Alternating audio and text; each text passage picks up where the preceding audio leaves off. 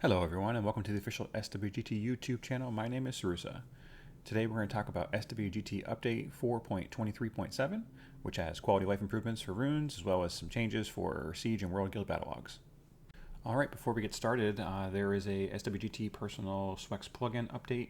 I'll include the link in the description below, but essentially it adds the gems and grinds from the player JSON to the platform so that way SWGT can use it. Again, I'll include it in the description down below, as well as it's in the homepage notes and the actual version log too. All right, now that our plugin is up to date, let's take a look at some of the changes that are available. So the first one is actually going to be available anywhere where you see a rune preview. I've actually gone through and added the stars of the rune, so it looks a little bit more like what you would expect in game. The next set of changes is actually right here on this page. I've actually gone through and added red stars where the fields are required. I've actually gone through and added the rune sets themselves. So if you pick, let's say, your top 600 runes, when that renders, instead of having the name of it, I actually have a picture of the rune itself. The next one is a filter for intangibles. So let's say you wanted to look at your despair runes as well as including your intangible runes, so you can see how all those stack up, or if you're missing a certain slot. That's a filter that was recommended by somebody on Discord. I've gone through and replaced the hover on this page with the fancy new rune preview. I've also added in the new fancy rune preview the location of the rune, whether it be in inventory or on a specific monster. I've also reformatted all of the columns so that everything fits a whole lot nicer. This page obviously is not really meant for mobile, but it definitely is crammed onto this page. And then the next one is when you click on the gem here, actually if you look down you see that this one has an outline but it's not solid as far as color goes. But if you click on it, you'll see that I've gone through and upgraded the previews of all these runes. Before, in the production version right now, before this release, this is all just text. So just a lot nicer of a preview that you're more used to seeing in game. All right, the next set of features takes us over to the gem optimizer. So let's close this and scroll up to the top. Under account analytics, we're going to go to gem optimizer. Again, you can make your top menu look like mine if you go to the hamburger menu and use the pins to go through and pin different sections up to your top menu. But once we're here, you can see that I've added the red stars to let you know which fields are required. You'll see that I'm going to pick a despair. Let's say I do flat defense. And you'll notice here that I added the intangible filter, and you'll notice here that actually the gems and the grinds are now here. This is because of the plugin update. I went through and added in all the gems and grinds, so as you're using this feature, you can refresh the screen and it will have these numbers go down. You can see the ancient versus the non-ancient, and then you can see the gems versus the grinds, and then the intangible as well.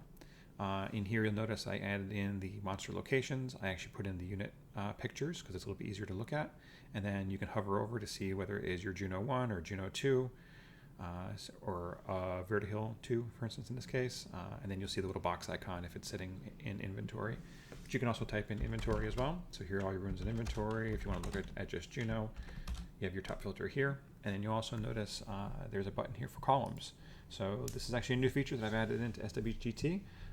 Actually on the background I added in user preferences, so that way you can actually save your preferences, and this will actually persist over all of your logins, all your devices, if you come back later, or if you log into a different account, or if you're viewing the runes of your friend's account, your preferences are still going to persist. You'll see that the red star here is based on, because I chose the flat defense, so this column is required, so even though you uncheck it, it's still going to make sure that it's actually there. But otherwise, like let's say I didn't want the flat HP, you'll notice in the background it had made that vanish and the screen flickered as it saved your preference and then hid the column.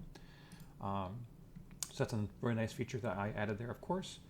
I also have these columns highlighted now, so based on the sub-property that you have selected, it actually highlights the column that we're actually looking at. So there's not a lot of runes that I have with flat defense on them, but here they are, and I actually have them in two different columns, one for sorting by the defense and one by sorting by the grind that's actually on there, so that way you can tell, what's the base value versus what's the grind that's actually on there.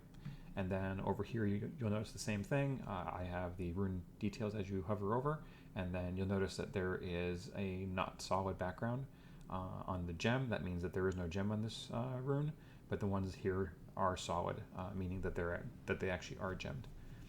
All right, so the next set of changes takes us up to the grind optimizer. So we're going to go to account analytics and go to grind optimizer. And very similar to the gem optimizer, I went through and added in the required fields. I added in the grind inventory. I added in the intangible. I added in the customizable columns. I added in the highlighted columns.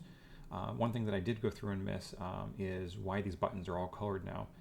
This is actually because this is the quality of the rune. So this is actually a legendary rune, and this one is a hero. And all the buttons on the Rune Detail and on the gem optimizer have the same colorization.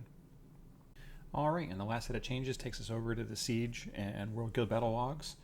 If you go into specific battles, I picked a battle here way in the past. You'll notice that this screen is now reformatted. I have condensed a lot of it to sort of crush it into enough space. And then the notes here, when you add your notes, the notes actually show. So in production before this update, this would actually just show a solid button or a filled in button, but now it actually shows all the notes. So from a searching standpoint, you can of course go through and search for specific units or for specific enemies or for specific guilds, and then see all of the notes that go along with it. And again, this was a recommendation by somebody on Discord.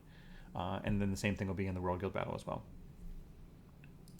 And that's it for today. I just wanted to say thank you to all of our Patreon members who have subscribed to SWGT. That helps to support the platform and get all the nice features. And don't forget, as with all YouTube videos, smash those like buttons, and I'll see all of you on the battlefield.